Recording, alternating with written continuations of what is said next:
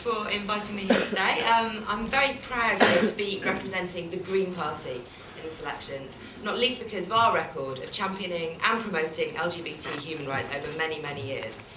But also because it is the voters of Brighton Pavilion, including large numbers of gay and lesbian people, who are going to be the ones with the vision to make history and elect the UK's first Green MP at the next election.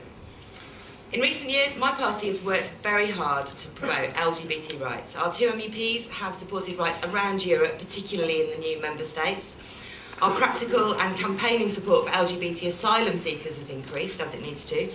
Our stance against homophobic lyrics in music has succeeded in getting murder music concerts cancelled, and our support internationally for pride marches around the world has been absolute.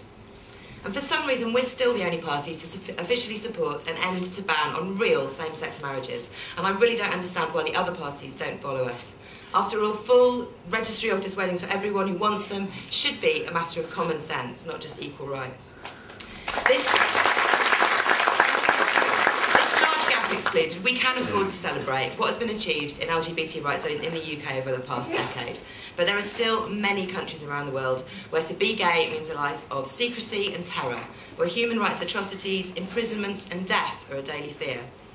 The government has made a pledge that it will not tolerate regimes with poor human rights records. So why are we still deporting LGBT people to these countries where we know they will face persecution? In addition to campaigning as we do for rights in these countries, we must sort out our own Home Office as well.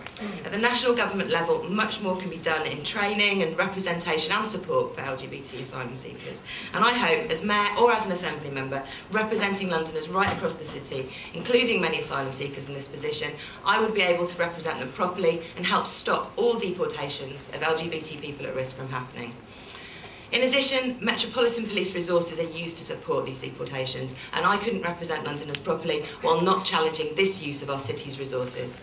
If I was Mayor responsible for the Met, I would not cooperate with any of these forced removals, and I hope the other candidates here today would be able to say the same.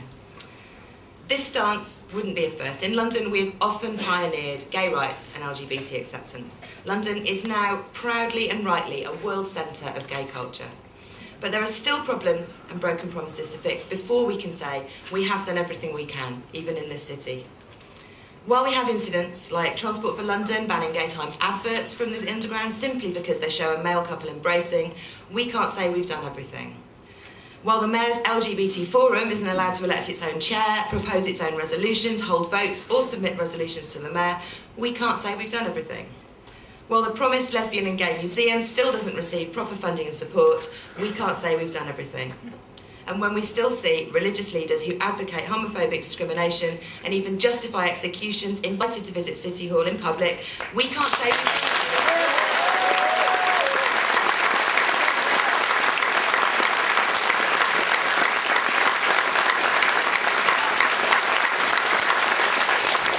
There has been plenty of progress in London and in the UK, and in legal terms, there are still only a few areas of codified discrimination left to overturn, notably the need for equal marriage rights.